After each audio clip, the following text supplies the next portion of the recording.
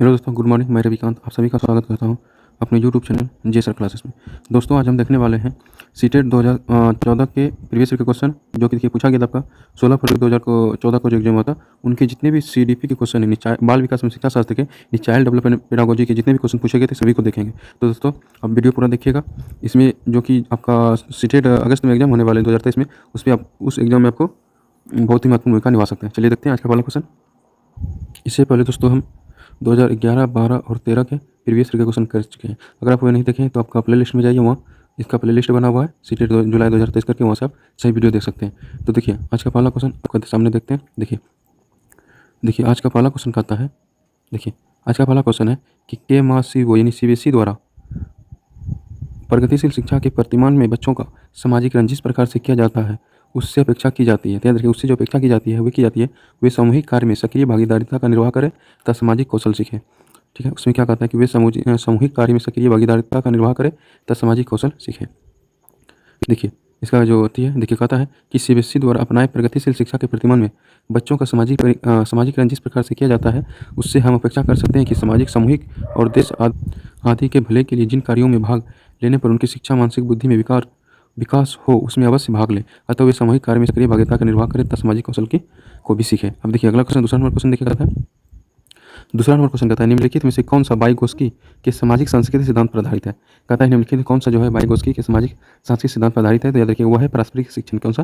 पारस्परिक शिक्षण आपका ऑप्शन भी हो जाएगा। देखिए कहता है कि वाइगोत्स्की के सामाजिक सांस्कृतिक सिद्धांत पर पारस्परिक शिक्षण आधारित है। पारस्परिक शिक्षण शिक्षकों और छात्रों के मध्य एक संवादात्मक गतिविधि है जिसका संचालन 4 विशेष रणनीति, संक्षिप्तकरण, प्रश्न पूछना, स्पष्ट करना और भविष्यवाणी करने के तहत किया जाता है। पारस्परिक शिक्षण के उद्देश्य शिक्षा एवं छात्रों के बीच सामूहिक प्रयास के माध्यम से समस्या का हल निकालना होता है। देखिए अब तीसरा नंबर क्वेश्चन, देखिए तीसरा नंबर क्वेश्चन कहता है आपके सामने, क्वेश्चन कहता है एक शिक्षिका अपनी कक्षा में कहती है सभी प्रकार के प्रदत्त कार्यों का निर्माण इस प्रकार किया गया है कि प्रत्येक विद्यार्थी अधिक प्रभावशाली ढंग से सीख सके। अतः सभी विद्यार्थी बिना किसी अन्य की सहायता से अपना कार्य पूर्ण करें। वह कोल्हल वर्ग के किस नैतिक विकास के चरण की ओर संकेत करता है। तो याद रखिए, ये जो करता है कोल्हल वर्ग के औपचारिक चरण 4 कानून और व्यवस्था। कौन सा? औपचारिक चरण 4 कानून और व्यवस्था के अंतर्गत संकेत करता है। देखिए कहता है कि औपचारिक कानून और व्यवस्था या कोल्हल वर्ग के सिद्धांतों की चौथी अवस्था है। इस स्थिति में लोगों की नैतिक विकास की अवस्था सामाजिक उद्देश्य, कानून और न्याय और वकील कर्तव्य पर आधारित होती है। जैसे किशोर सोचते हैं कि समाज अच्छे से चल से और उसके लिए कानून द्वारा बनाए गए दायरे के अंदर ही रहना चाहिए। अब देखिए अगला क्वेश्चन, चौथा नंबर क्वेश्चन कहता है कि 14 वर्षीय देविका अपने घर में पृथक स्वनियंत्रित व्यक्ति की भावना को विकसित करने का प्रयास कर रही है। वो विकसित कर रही है। तो याद रखिए, वो जो विकसित करती है वो करती है स्वायत्तता। क्या करती है? स्वायत्तता। बोलता है 14 वर्षीय देविका अपने में पृथक स्वनियंत्रित व्यक्ति की भावना को विकसित करने का प्रयास कर रही है। वह अपने अंदर स्वायत्तता की भावना लाती है। स्वायत्तता का अर्थ होता है स्वराज, स्वतःअधिकार, स्वशासन। अतः वह आत्मनिर्भरता तथा स्वयं अपने निर्णय लेने की भावना विकसित करती है। अब देखिए 5वां नंबर क्वेश्चन कहता है आपके सामने, देखिए 5वां नंबर क्वेश्चन कहता है प्रगतिशील शिक्षा के संदर्भ में निम्नलिखित में से कौन सा कथन जॉन ड्यू के अनुसार समुचित है। तो याद रखिएगा, जॉन ड्यू के अनुसार जो समुचित है वह है विद्यार्थियों को स्वयं ही सामाजिक समस्याओं को सुलझाने में सक्षम होना चाहिए। क्या कहता है कि विद्यार्थियों को स्वयं ही सामाजिक समस्याओं को सुलझाने में सक्षम होना चाहिए। देखिए अगला क्वेश्चन, देखिए 6 नंबर क्वेश्चन कहता है, देखिए 6 नंबर क्वेश्चन कहता है कि भाषा अवबोधन से संबंध विकार है। याद रखिएगा, कहता है 6 नंबर क्वेश्चन कि भाषा अवबोधन से संबंध विकार है। तो याद रखिएगा, भाषा जो अवबोधन से संबंध विकार होता है वह होता है भाषाघात। क्या होता है? भाषाघात होता है। देखिए भाषाघात क्या होता है, देखिए कहता है कि भाषा अवबोध से संबंध विकार है भाषाघात मस्तिष्क का एक ऐसे विकार है जिससे व्यक्ति को बोलने, लिखने और बोलने लिखे हुए शब्दों को समझने या प्रकट करने में अनियमितता, अस्पष्टता एवं अस्थायी विकार उत्पन्न हो जाता है। देखिए अगला, देखिए 7 नंबर क्वेश्चन कहता है कि निम्नलिखित में से कौन सा आलोचनात्मक दृष्टिकोण बहुविधि सिद्धांत यानी थ्योरी ऑफ मल्टीपल इंटेलिजेंस से संबंध नहीं है। याद रखिएगा, वह जो सी नंबर आपका प्रतिभाशाली विद्यार्थी प्राय एक क्षेत्र में ही अपनी विशिष्टता प्रदर्शित करता है, ऐसा नहीं होता है, इसलिए आपका ऑप्शन सी लिया गया है। ठीक है, अब दिखाते हैं मनोवैज्ञानिक हार्वर्ड गार्डनर की बहुबुद्धि सिद्धांत प्रतिपादन किया था। किसने किया था?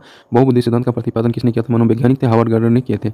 अब देखिए अगला क्वेश्चन, देखिए अगला क्वेश्चन कहता है कि बहुबुद्धि सिद्धांत को वैध नहीं माना जा सकता है क्योंकि बहुबुद्धि सिद्धांत को वैध नहीं माना जा सकता है क्योंकि विशिष्ट परीक्षणों के अभाव में विभिन्न बुद्धियों का मापन संभव नहीं। बोलता है विशिष्ट परीक्षण के अभाव में विभिन्न बुद्धियों का मापन संभव नहीं है, इसलिए आपका ऑप्शन ए सही हो जाएगा। अब देखिए अगला क्वेश्चन, देखिए 9 नंबर क्वेश्चन कहता है कि कक्षा में विद्यार्थियों के लिए क्या है? कक्षा में विद्यार्थियों के लिए व्यक्तिगत विभेद आपका हो जाएगा लाभकारी है, क्योंकि ये विद्यार्थियों की संज्ञात्मक संरचनाओं को खोजने में अध्यापकों की प्रवृत्ति करते हैं। क्या करते हैं? अध्यापकों की प्रवृत्ति करते हैं। देखिए कहते हैं कक्षा में विद्यार्थियों के व्यक्तिगत विभेद लाभकारी है, क्योंकि ये विद्यार्थियों की संरचनात्मक संरचनाओं को खोजने में अध्यापकों का प्रवृत्ति करते हैं। अब देखिए 10 नंबर क्वेश्चन कहता है आपका, क्वेश्चन कहता है कि विद्यालय आधारित आकलन प्रारंभ किया गया था ताकि, क्या कहता है? विद्यालय आधारित आकलन प्रारंभ किया गया था ताकि, आपका ताकि देखिए ऑप्शन डी है, ताकि विद्यालय अपने क्षेत्र में विद्यमान अन्य विभिन्न विद्यालयों की तुलना में प्रतियोगिता द्वारा अपने विशिष्टता का प्रदर्शन करने हेतु विपरीत हो सके। कहते हैं विद्यालय आधारित आकलन प्रारंभ किए जाने से यह तत्पर था कि उससे यह आंका जा सके कि अपने क्षेत्र में विद्यमान अन्य विभिन्न विद्यालयों की तुलना में प्रतियोगिता द्वारा अपनी विशिष्टता का प्रदर्शन करते हेतु अभिप्रेरित हो सके, तथा अपने ही विद्यालयों में दी जाने वाली शिक्षा की तुलना में कितनी बेहतर है तथा कितनी विद्यार्थियों के लिए जरूरत है। अब देखिए अगला क्वेश्चन, देखिए 11 नंबर क्वेश्चन कहता है कि निम्न में से कौन सा एक अन्य विकल्पों में से संबंध नहीं है? तो याद रखिए ऑप्शन डी है, स्व आकलन के कौशल को प्रतिमान करना। बोलता है स्व आकलन के कौशल को प्रतिमान करना अन्य 3 विकल्पों से भिन्न है, क्योंकि अन्य आकलन या मूल्यांकन की पद्धति शिक्षा के अन्य किसी प्रशिक्षक द्वारा किए जाने का बोध कराता है, जबकि स्व आकलन में कौशल को प्रतिमान करना स्वयं के द्वारा आकलन करने तथा उसमें प्रतिमान के रूप में स्थापित करने का बोध करता है, जो निष्पक्ष नहीं हो सकता। अब देखिए अगला क्वेश्चन, देखिए 12 नंबर क्वेश्चन कहता है कि निम्न में से कौन सा प्रश्न अपने विशिष्ट क्षेत्र में ठीक तरह से मिला हुआ है? तो याद रखिएगा निम्नलिखित में से कौन सा प्रश्न अपने विशिष्ट क्षेत्र में ठीक तरह से मिला हुआ है? तो ऑप्शन डी है कि निर्धारित कीजिए कि दिए गए माप को विश्लेषण में से कौन सा मापक आपको उत्तम परिणामों को पाने में सर्वाधिक प्रवृत्ति कर सकता है। तो देखिए अगला क्वेश्चन, देखिए 13 नंबर क्वेश्चन कहता है कि निम्नलिखित में से कौन सी सर्वाधिक प्रभावशाली विधि हो सकती है जो आपकी इस परीक्षा को पूरी कर सके कि वंचित विद्यार्थी अपनी भागीदारिता द्वारा सफल हो सके। तो याद रखिएगा ऑप्शन है कि आप उनके सफलता हेतु उनकी क्षमताओं में विश्वास को व्यक्त कर सकते हैं। क्या कर सकते हैं? कि आप उनकी सफलता हेतु उनकी क्षमता में विश्वास कर सकते हैं। देखिए अब अगला क्वेश्चन, देखिए 14 नंबर क्वेश्चन कहता है कि निम्नलिखित में से कौन सा विकासात्मक विकार का उदाहरण नहीं है? तो याद रखिएगा ऑप्शन सी जो है, पर अभिघात तनाव। क्या बोलता है? पर अभिघात तनाव जो है विकासात्मक विकार का उदाहरण नहीं है। 15 नंबर क्वेश्चन देखिए कहता है, 15 नंबर क्वेश्चन कहता है कि बहु शिक्षण शास्त्रीय तकनीकें, वर्गीकृत अधिगम सामग्री, बहु आकलन तकनीकें तथा परिवर्तनीय जटिलता एवं सामग्री स्वरूप निम्नलिखित में से किससे संबंध है? तो याद रखिएगा विभेदित अनुदेशन से। किससे संबंधित है दोस्तों? विभेदित अनुदेशन से। अब देखिए 16 नंबर क्वेश्चन कहता है निम्नलिखित में से प्रतिभाशाली अधिगमकर्ताओं के लिए क्या समुचित है? तो याद रखिएगा जो प्रतिभाशाली अधिगमकर्ताओं के लिए जो समुचित है वो आपका ऑप्शन सी हो जाएगा, अपनी उच्च स्तरीय संवेदनात्मक के कारण भी निम्न श्रेणी पा सकते हैं। देखिए अगला क्वेश्चन 17 नंबर क्वेश्चन कहता है कि विद्यालयों में समावेशन मुख्यतः केंद्रित होता है। तो याद रखिएगा विद्यालय में जो समावेशन मुख्यतः केंद्रित होता है वो आपका ऑप्शन है विशिष्ट श्रेणी वाले बच्चों के लिए अति सूक्ष्म प्रावधानों का निर्माण पर। देखिए अब अगला क्वेश्चन 18 नंबर क्वेश्चन कहता है, देखिए 18 नंबर क्वेश्चन कहता है कि बच्चों में सीखी गई निसहायता का कारण है। देखिए कहता है बच्चों में सीखी गई निसहायता का कारण है। क्या देखिए बच्चों में सीखी गई निसहायता का कारण है कि इस व्यवहार को अर्जित कर लेना कि वे सफल नहीं हो सकते, वह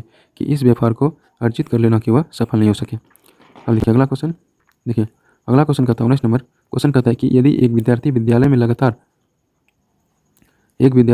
में लगातार निम्न स्तर श्रेणी प्राप्त करता है तो उसके अभिभावक को उसकी सहायता हेतु परामर्श दिया जा सकता है।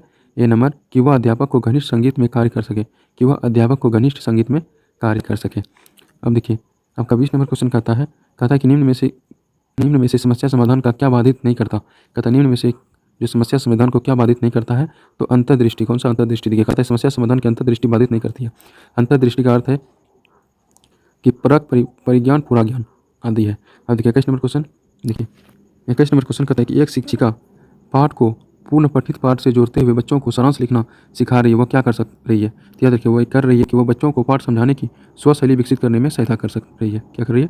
वो बच्चों को पाठ समझाने में स्वशैली विकसित करने में सहायता कर रही है। अब देखिए अगला क्वेश्चन, देखिए 22 नंबर क्वेश्चन कहता है कि एक बच्चा अपनी मातृभाषा सीख रहा है, वह दूसरा बच्चा वही भाषा दूसरे भाषा के रूप में सीख रहा है। दोनों निम्नलिखित में से कौन सी समान प्रक्रिया की त्रुटि कर सकते हैं? याद रखिएगा दोनों जो त्रुटि कर सकते हैं वो विकासात्मक, कौन सा कर सकते हैं? विकासात्मक त्रुटि कर सकते हैं।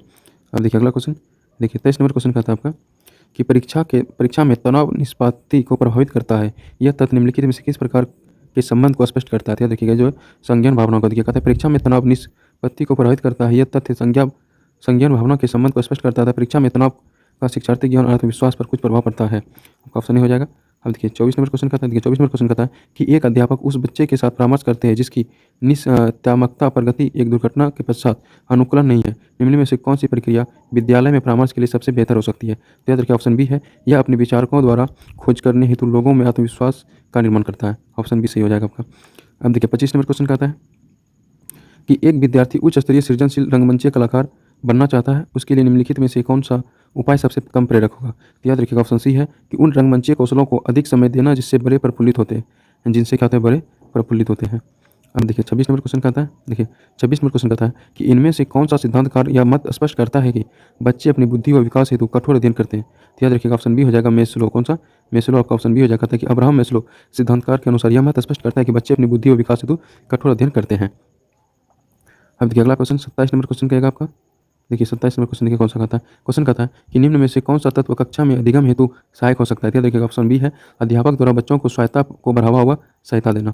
ठीक है, अब देखिए अगला क्वेश्चन 28 नंबर क्वेश्चन कहता है कि परिपक्व विद्यार्थी जो है आपका ऑप्शन बी अपनी बौद्धिकता के साथ अपने सभी प्रकार के द्वंद्वों का शीघ्र समाधान कर लेते हैं। बोलता है परिपक्व विद्यार्थी जो है अपनी बौद्धिकता के साथ अपने सभी प्रकार के द्वंद्वों का शीघ्र समाधान कर लेते हैं।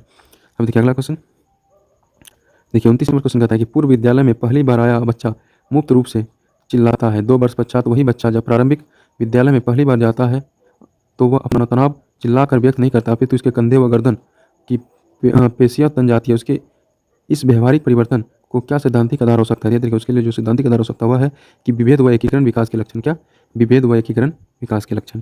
अब देखिए 29 30 नंबर क्वेश्चन है दोस्तों। देखिए क्वेश्चन कहता है कि निम्न में से कौन सा कथन सत्य है? तो याद देखिए जो कथन सत्य है वह है पहला नंबर की आनुवंशिक बनावट व्यक्ति के परिवेश की गुणवत्ता के प्रति प्रत्युत्मकता को प्रभावित करती है। ठीक है, अब देखिए अगला। देखिए दोस्तों ये था हमारे सीडीपी के कुल 30 क्वेश्चन थे। कितने क्वेश्चन थे? 30 क्वेश्चन थे चाइल्ड डेवलपमेंट के। तो दोस्तों ये 2014 के प्रीवियस ईयर के क्वेश्चन थे जो कि अगस्त 2023 में एग्जाम में होने वाले में महत्वपूर्ण भूमिका निभा सकते हैं। तो दोस्तों अगर वीडियो अच्छा लगा हो तो हमारे चैनल जे सर क्लास को सब्सक्राइब कर लीजिए ऐसे ही प्रीवियस ईयर के क्वेश्चन पाने के लिए। ठीक है, मिलते हैं अगले वीडियो में। थैंक यू, धन्यवाद।